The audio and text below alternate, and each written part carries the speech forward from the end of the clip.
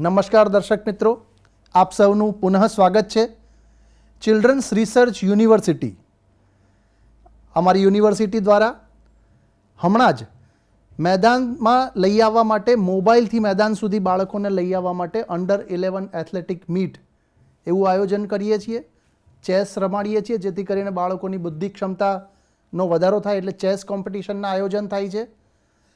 અલગ અલગ પ્રકારની અમારે ત્યાં સરસ મજાની એવી ચિત્ર સ્પર્ધા એટલે કે બાલ ભવન છે, જેમાં ચિત્ર અને અલગ અલગ કૌશલ્ય, રમતગમત, મ્યુઝિક એ બધાને પણ સુંદર રીતે અમે વ્યાખ્યાયિત કરીએ છીએ. એના વર્ગો પણ ચાલે છે.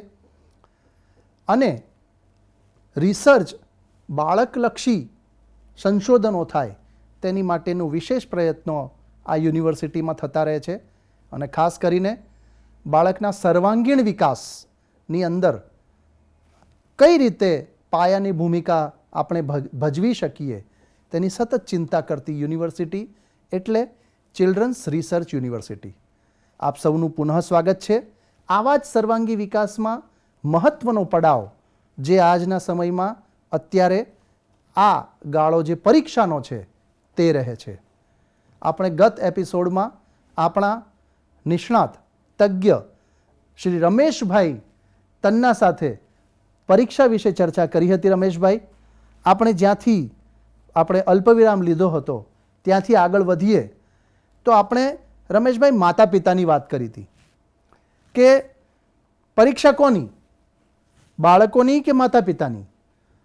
અને એના એક પછી કોઓર્ડિનેશનમાં ઘણા બધા પ્રશ્નો પણ સર્જાય છે જેના જવાબ નથી માતા પિતા પાસે રહેતા કે નથી બાળકો પાસે હોતા.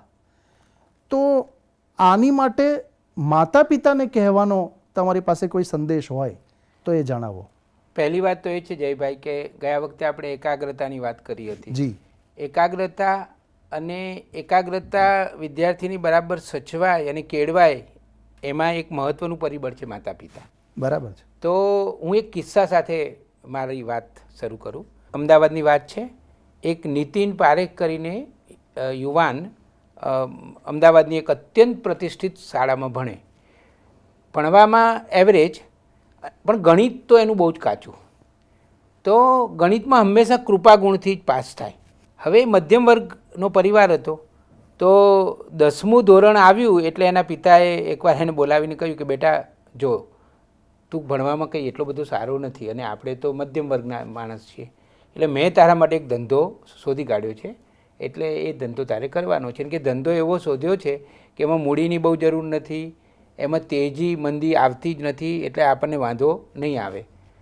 તો પેલો 16 વર્ષનો છોકરો આમ એના પપ્પા સામે જોઈ રહ્યો કે પપ્પા શું તમે ધંધો શોધ્યો છે? તો કે મીઠાની લારી કરવાની છે અને ફ્લેટે સોસાયટીએ ફરવાનું છે.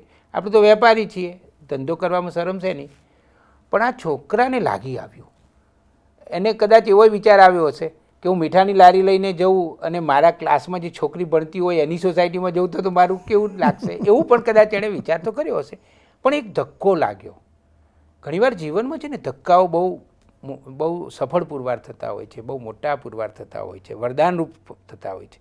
આ નીતિન પછી નક્કી કર્યું કે હું બરાબર ભણીશ અને એટલું અદ્ભુત ભણ્યો. એ ગણિતમાં કૃપાગુણમાં પાસ થતા એટલે પહેલી એણે મહેનત ગણિતમાં કરી, આયોજન કર્યું અને કેમ હું ગણિતમાં કાચો રહી જાઉં છું એ એણે શોધી કાઢ્યું અને દિવસ રાત આયોજન કરીને એટલું બધું સરસ કર્યું કે SSC બોર્ડમાં એ છોકરો 1 થી 50માં આવ્યો આખા ગુજરાતમાં. બોલો. પછી એકાગ્રતા વધતી ગઈ અને આગળ ને આગળ વધતો ગયો. ધોરણ 12માં પણ એણે બોર્ડમાં નંબર લઈ આવ્યો અને દરેકમાં પછી તો અને એ CS થયો, કંપની સેક્રેટરી થયો અને IIMમાં પણ ભણ્યો. અને આજની તારીખમાં જે છોકરો ગણિત વિષયમાં કૃપાગુણમાં માંડ પાસ થતો હતો એ છોકરો અત્યારે અમદાવાદની એટલે કે ગુજરાતની, આમ તો ભારતની પણ કહી શકાય એવી બહુ જ મોટી ઝાયડસ કંપની છે, એનો મુખ્ય CFO છે. વાહ. 15,000 કરોડની કંપનીનો એ આખો ફાઇનાન્સ મેનેજ કરે છે અને અત્યાર સુધી ભારત કક્ષાએ એમને 15થી વધારે વખત શ્રેષ્ઠ CFOના એવોર્ડ પણ મળી ચૂક્યા છે. વાહ વાહ વાહ. હવે મારે વિદ્યાર્થીઓ અને માતા પિતા બંનેને આ કિસ્સા ઉપરથી ખાસ એટલું જ કહેવાનું છે કે જો તમે રચનાત્મક અપેક્ષા રાખો, તમે રચનાત્મક ધક્કો આપો તમારા સંતાનને, તો એનું પરિણામ સારું આવે છે. પણ તમારો ધક્કો જો દેખાદેખીનો હશે, વધારે પડતી અપેક્ષાનો હશે, તો નુકસાન થશે. મોટાભાગે એવું બની રહ્યું છે અત્યારે વધારે પ્રમાણમાં કે માતા પિતા છોકરાઓની પરીક્ષા ખંડમાં પરીક્ષા આપવા જાય એ પહેલાં જ ઘરમાં જ પરીક્ષા લઈ લે છે. એ પરીક્ષા બહુ વસમી હોય છે. એ પરીક્ષા વધારે પડતી અપેક્ષાની હોય છે. એને વધારે ને વધારે તમે ટોર્ચર કરો. કેટલાય કિસ્સાઓ પત્રકાર તરીકે મેં જોયા છે કે માતા પિતાના બિનજરૂરી અને વધારે પડતા ટોર્ચરિંગને કારણે છોકરાઓ સારો દેખાવ નથી કરી શકતા. જૂનાગઢનો એક છોકરો તો એટલો બધો હોશિયાર હતો, એના માતા પિતાએ એના ઉપર એટલું બધું ટોર્ચરિંગ કર્યું કે એ છોકરાની માનસિક સ્થિતિ હલી ગઈ. અને અમદાવાદના એક પ્રાથમિક શાળાના માનવતાવાદી શિક્ષિકાએ, આચાર્યએ પોતાના ઘરે 1 મહિનો એને રાખ્યો અને સહજ અને ઉત્તમ વાતાવરણ આપીને એને એમાંથી બહાર કાઢ્યો. વાહ! પણ આવું બને છે. એટલે મારે માતા પિતાને ખાસ વિનંતી કરવાની છે કે મહેરબાની કરીને એવું વાતાવરણ ઊભું ન કરો કે જેને કારણે આપણું સંતાન બિનજરૂરી તણાવમાં આવી જાય. પરીક્ષાનું ટેન્શન ઓલરેડી આપણા ત્યાં પરીક્ષા પદ્ધતિને કારણે ઓલરેડી ટેન્શન તો છે જ, અને એમાં તમે જો વધારે દબાણ લાવશો એના ઉપર, તો એને ખરેખર એનું માપ આપણે કાઢી જ નથી શકતા. જયભાઈ, બરાબર છે. જો આપણું સંતાન છે ને એ ખરેખર ભણવામાં કેવું છે એનું પ્રતિબિંબ પરીક્ષાના ગુણો ઉપરથી આપણે મેળવીએ છીએ. તો પણ તમે ઘરના વાતાવરણને કારણે ખરેખર તો એ 80% લાવે એવી એની ક્ષમતા હોય છે. પણ ઘણીવાર તમે બિનજરૂરી ટોર્ચરિંગ કરી અને એના 7-8% તમે ઘટાડી દો છો. જી. હવે તમારી અપેક્ષા વધારવાની છે, પણ ગુજરાતીમાં કહેવત છે કે કરવા ગયા હતા કંસાર અને થઈ ગઈ થૂલી. મોટા ભાગે પરીક્ષાની બાબતમાં દરેક પરિવારમાં આવું જ થાય છે. માતા પિતા કરવા જાય છે કંસાર અને 80-90% કેસમાં થૂલી જ થઈ જાય છે. એટલે મહેરબાની કરીને માતા પિતાઓએ આ બધામાંથી બહાર આવવાનું છે. બીજી એક વાત મેં પહેલાં મારા એપિસોડમાં પણ કહ્યું હતું કે જે સહજતા છે ને એમાં જ સાચા પ્રતિબિંબો ઝીલાતા હોય છે. તમે પાણી જોજો, એ પાણીમાં તમે પથ્થર નાખો અને પછી જો ડોળું આમ પાણી વલયવાળું હોય ને, હલતું પાણી હોય તો એમાં પ્રતિબિંબ બરાબર નહીં પકડાય. તો તમારું જે સંતાન છે ને એ તમારા સંતાનની માનસિક સ્થિતિનું, એની સજ્જતાનું, એની સ્કિલનું, એની આવડતનું, એની જાણકારીનું, એના જ્ઞાનનું પ્રતિબિંબ જો તમારે બરાબર યોગ્ય રીતે જોવું હોય ને, તો મહેરબાની કરીને આ તમારી અપેક્ષાઓના અંદર કાંકરાઓ નાખી અને એને ડોળી ના નાખશો, તો સાચું પ્રતિબિંબ નહીં જ પકડાય. એટલે એ જો સાચું પ્રતિબિંબ તમારે જોવું હોય તો મહેરબાની કરીને તમે સ્વસ્થ રહો, તમે શાંત રહો. પ્રકૃતિનો પણ નિયમ છે. તમે જુઓ, પ્રકૃતિ ક્યારે ખીલે છે? જ્યારે બધું પોતપોતાના લયબદ્ધ રીતે બધું થતું હોય છે ને ત્યારે જ પ્રકૃતિ ખીલે છે. એવી જ રીતે આપણું બાળક ક્યારે ખીલે જીવનમાં? જ્યારે બધું લયબદ્ધ હોય ત્યારે. પણ તમે એને વિલયમાં કરી નાખો છો. તો ક્યારેક એટલું યાદ રાખવાનું છે કે જ્યારે લયનો વિલય થાય છે ને ત્યારે ક્યારેક પ્રલય પણ થાય છે. એ પ્રલય જીવનનો પણ હોય છે. અને આવું બન્યું છે. પછી ઘણા બધા માતા પિતાઓ જયભાઈ પેટ ભરીને પસ્તાતા હોય. જી, ચોક્કસ. કે અમે ખોટું દબાણ કર્યું. તો આ જે દબાણ છે ને એ દબાણથી બચવાની જરૂર છે. ઘણીવાર તો એવું લાગે કે માતા પિતા પોતે જ અજાણપણે પોતાના સંતાનોના વિલન બની જાય છે, શત્રુ બની જાય છે. આ થોડીક ભાષા અઘરી છે, પણ એટલા બધા કિસ્સાઓ સમાજમાં બને છે કે આવી ભાષા વાપરવી પડે છે. એટલા બધા કિસ્સાઓ બને, આપણને આમ આપણું હૃદય કંપિત થઈ જાય કે આવું કેવી રીતે બન્યું. એટલી હદે કેવી રીતે વાત જાય કે માતા પિતાની અપેક્ષાઓને કારણે કોઈ બાળક પોતાનું જીવન પણ ટૂંકાવી દે. કે હું મારા માતા પિતામાં હું નહીં ખરી ઉતરું.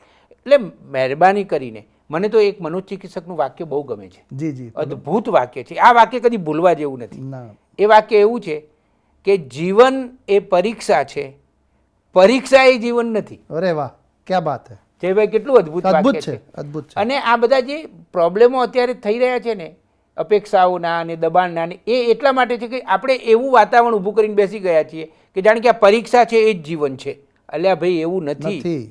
એ વાત સાચી કે જીવન એ પરીક્ષા છે, પણ પરીક્ષા એ તો એક નાનકડો ભાગ છે. એક નાનકડો ભાગ છે. એ નાનકડા ભાગને આટલું બધું મહત્ત્વ આપી અને આપણા ફૂલ જેવા આપણા સરસ મજાના સંતાનોના મનોજગતને, એના ચિત્તને આપણે દોડવાની ભૂલ ન કરવી જોઈએ. ચોક્કસ.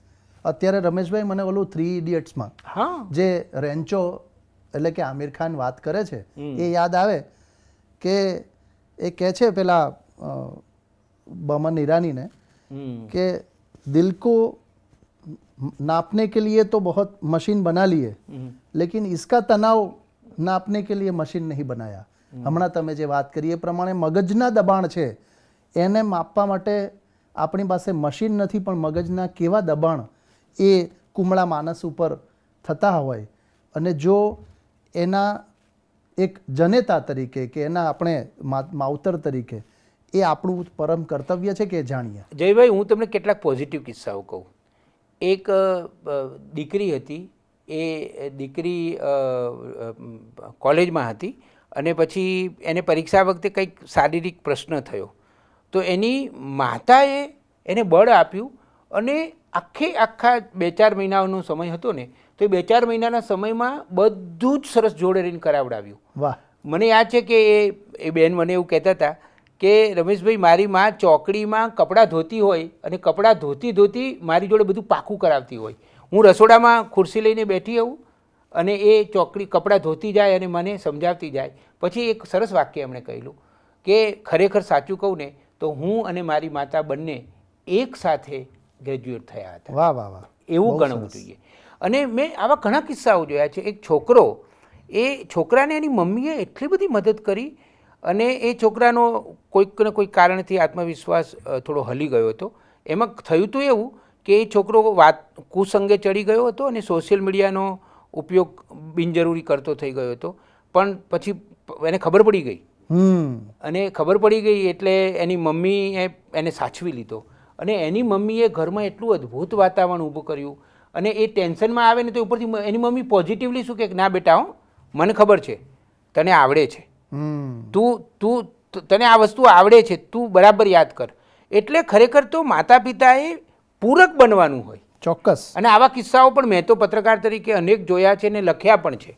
એટલે માતા પિતાએ, દાખલા તરીકે મેં એક જીવનચરિત્ર લખેલું મનસુખભાઈ મેદાણીનું, તો એમના માં સમય થાય એમને ખબર કે એમને ચા પીવાની ટેવ હતી. સીએ તો થોડુંક પહેલાંના જમાનામાં તો સીએ વધારે અઘરું હતું, અત્યારે તો થોડું સહેલું છે. તો એ નિયત સમયે જાગીને 11 વાગે, 12 વાગે, 2 વાગે એમને ચા બનાવી આપે. તો આ રીતે માતા પિતાએ સહજ રીતે પોતાના સંતાનને મદદ કરવાની હોય પોઝિટિવલી. અને એ પૂછાય જ નહીં. હું તો કહું છું કે માતા પિતાએ એવું પૂછવું જ નહીં કે ભાઈ આટલા ટકા આવવા જ જોઈએ ને આ વિષયમાં આ છે ને એ બધા એ આપણી ટેરેટરીમાં આવવું જ ના જોઈએ. મને તો એવું લાગે છે. બરાબર છે. ના ના, ચોક્કસ તમારી વાત સાચી છે. પણ રમેશભાઈ, તમે જે કહ્યું એ પ્રમાણે એ દરેક સિક્કાની બીજી બાજુ હોય છે અને એ પ્રમાણે બંને પ્રકારના દૃષ્ટાંત આપણી સામે છે. પણ સાથે એવું પણ લાગે રમેશભાઈ કે સમાજે અને આપણી આ જે સિસ્ટમે જે માર્ક ઓરિએન્ટેડ જે આખી પદ્ધતિ બનાવી છે અને જે સ્પર્ધાનો યુગ એ આ જ સાચું છે એને જે અને સફળતાનો શિખર અને માપદંડ જ ગુણાંકન છે, એની અંદર ક્યાંક ને ક્યાંક માતા પિતાએ પણ કમને એને એવીની પાછળ જવું પડે. કારણ કે જો 1% કે 1 માર્કના ડિફરન્સથી એને કોઈ સારી જગ્યાએ એડમિશન ન મળે એ પ્રકારના થતા હોય છે. એટલે એમની પણ અપેક્ષાઓ હોય એ આપણે સાવ એને નકારી ન શકાય. એટલે એમાં હું તો જયભાઈ હંમેશા માનું છું કે જીવન છે ને એ વચ્ચે જીવાવું જોઈએ, કોઈ છેડા ઉપર ના જીવાવું જોઈએ. બરાબર છે. અને હંમેશા જીવનમાં કોઈ પણ સમયકાળમાં તમે 1000 વર્ષ પહેલાં જન્મ્યા હો કે પછી 1000 વર્ષ પછી જન્મો, તમારે બેલેન્સ રહીને જીવન જીવવું પડે છે. તો સમતુલા, જીવનનું બીજું નામ સમતુલા છે. તો જુઓ, એ વાત તો સાચી કે પરીક્ષા પદ્ધતિના જોખમો બહુ છે, એ વાત પણ સાચી કે એમાં જીવન કેવી રીતે જીવવું એ બધું બરાબર સર્વાંગી નથી પકડી શકાતું. પણ હવે આ સ્થિતિ છે તો છે. તો હવે એક દાખલા તરીકે તમે માતા પિતા છો તો તમારી ફરજ એ છે કે આદર્શ પરિસ્થિતિ જે છે તે અને અત્યારની પરિસ્થિતિ છે તે એમાં આપણે આપણા સંતાનોને કઈ રીતે બેલેન્સ કરશું, અને એ કરી શકાય છે. મારે ખાસ એ કહેવું છે, દરેક માતા પિતાને મારે ખાસ એવું કહેવું છે કે મહેરબાની કરીને છેડા ઉપર ના જતા રહો. ઘણા લોકોને આપણે છે ને, ઘણા લોકો એવા નથી હોતા, કંઈક કહીએ ને એટલે તરત છેડા ઉપર જતા રહે ને રિસાઈ જાય ને કે ના હવે તો હું નહીં જ કરું. એવું નહીં, એ આત્યંતિકતા કહેવાય. જીવન આત્યંતિકતાથી જીવાતું જ નથી. જીવન મધ્યમાં રહીને શ્રેષ્ઠ રીતે જીવી શકાય છે. તો દાખલા તરીકે આ પરિસ્થિતિ છે, તો આ પરિસ્થિતિમાં રહીને પણ આપણે આપણા સંતાનને શ્રેષ્ઠ કઈ રીતે આગળ લઈ જઈશું, અને એ અઘરું નથી, અશક્ય તો નથી જ પણ અઘરુંય નથી. પણ મહેરબાની કરીને એમાં એને કારણે એને નુકસાન થાય એવું ન કરવું. બસ ચોક્કસ. જો બે વસ્તુ છે કે તમારા સંતાનને ફાયદો થાય એવું જાણે અજાણે તમે ન કરી શકો તો એટલું ન કરી શકો, તો નુકસાન થાય એવું તો ન જ કરવું. બરાબર છે. દર્શક મિત્રો, મજા આવે છે ને? જોયું તમે કે એમના જે વાક્યો છે એની અંદરના ગંભીર એટલે સૂક્ષ્મ અર્થ પકડો કે જીવન એ આત્યંતિક નથી. જીવનના કોઈ એક છેડા ઉપર અત્યંત ઝડપથી પહોંચી જવાની જરૂર નથી. જીવન મધ્યમાં જીવાતું છે. આ તો માત્ર વિદ્યાર્થી મિત્રો કે એમની માટેની, સમાજે બધાએ આપણી વાત માટેની ખૂબ સારી શીખ છે. તો એ પ્રમાણે જોવા જઈએ તો રમેશભાઈ, આ આખી પદ્ધતિ અને એની અંદર તમે જે આયોજનથી બધી વાત કરી છે કે જે પ્રકારે આપણે એમ કહીએ કે આયોજન એટલે સૌથી પહેલાં પ્રયોજન હોય, પછી આયોજન, જે તમે ગત એપિસોડમાં વાત કરી હતી. હવે આ આખી એક પરંપરા આપણે જો ઊભી કરવી હોય અને જેની સમરી બાંધવી હોય, આમ જેને કહેવાય ને કે આપણે લગભગ ચર્ચાઓનો નિચોડ કહીએ, નિષ્કર્ષ કહીએ કે સમરાઇઝ કરવાની વાત કરીએ, તો તમે થોડી સમરીમાં એક આખો એક સરસ મજાનો બંચ બનાવીને જો આપણે મૂકવો હોય કે આ એક નથી કહેતા, આમે અત્યારે પરીક્ષાની મોસમ છે ને આઈએમપી વાળો તો વાત હોય, એટલે હું પણ તમારી જોડેથી આઈએમપી માગું છું કે એવું આઈએમપી તમે થોડુંક આપી દો તો જેથી કરીને એક ઝિસ્ટ મળી જાય. બસ મેં અગાઉ કહ્યું તો એવી જ રીતે કે પરીક્ષાને ડરથી જોવાની જરૂર નથી. સહજ રીતે પરીક્ષાને જુઓ, એક પ્રયોજન કરીએ, આપણે એક સુંદર મજાનું આયોજન કરીને એક વાતાવરણ ઊભું કરીએ. આમે વાતાવરણનું બહુ જ મહત્ત્વ હોય છે. આપણું સંતાન યોગ્ય રીતે પરીક્ષાની તૈયારી કરી શકે, સાચી તૈયારી કરી શકે, પાકી તૈયારી કરી શકે એવું એક ઉત્તમ વાતાવરણ આપણે આપીએ માતા પિતા તરીકે.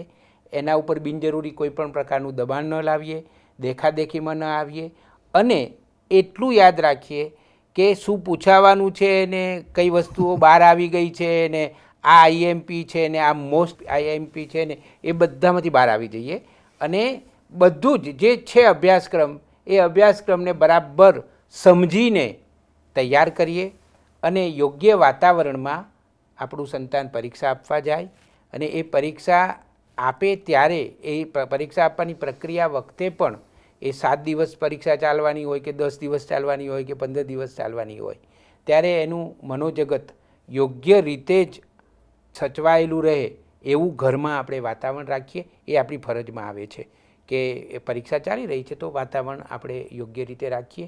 એ દિવસોમાં જે પરીક્ષાર્થી છે એમને મારે વિનંતી કરવાની છે કે મોબાઈલ ફોન એક વ્રત લેવાનું છે, મોબાઈલ ફોનથી દૂર રહેવાનું છે, સોશિયલ મીડિયાથી દૂર રહેવાનું છે. એકાગ્રતા સાચવીશું તો રિઝલ્ટ સરસ આવશે. દરરોજ પરીક્ષાની તૈયારી કરવા બેસીએ ત્યારે ઓછામાં ઓછા 5 પ્રાણાયામ કરીએ, ઊંડા શ્વાસ લઈએ, પ્રકૃતિની સાથે રહીએ. સૂર્યપ્રકાશમાં વાંચી શકાય હોય તો સૂર્યપ્રકાશમાં વાંચીએ. જે ઓરડો તમારો છે જેમાં તમે પરીક્ષાની તૈયારી કરી રહ્યા છીએ એ સુવ્યવસ્થિત હોય એનું પણ ધ્યાન રાખીએ. અને જે આપણે તૈયારી કરી છે એ ક્યાં બોલીને એકવાર કરી દઈએ, કાં લખીને કરી દઈએ, કોકની જોડે મમ્મી હોય ઘરમાં કે ઘરમાં બહેન હોય કે ઘરમાં નાનો ભાઈ હોય એની સાથે પણ થોડું ડિસ્કશન કરી લઈએ.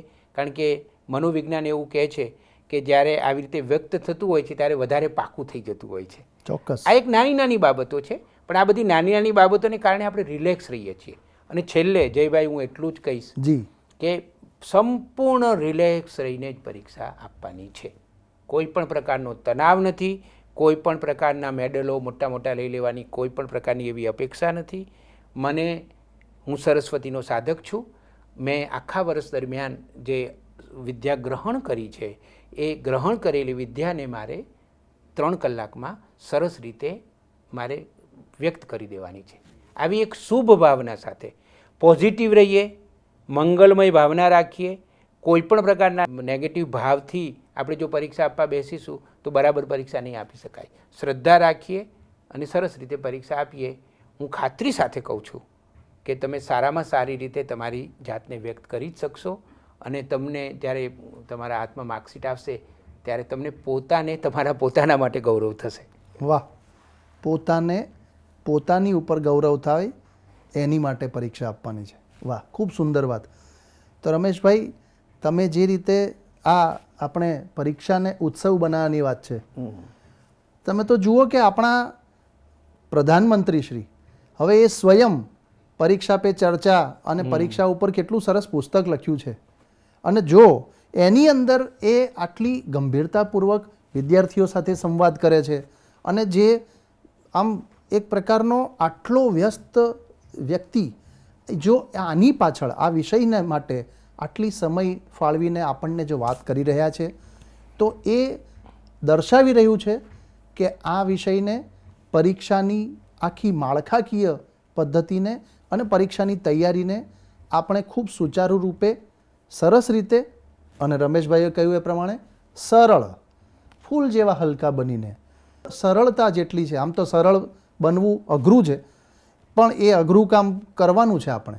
અને સરળ રીતે એટલા માટે જ આપણે છે કે પરીક્ષા સાચી અને સરળ.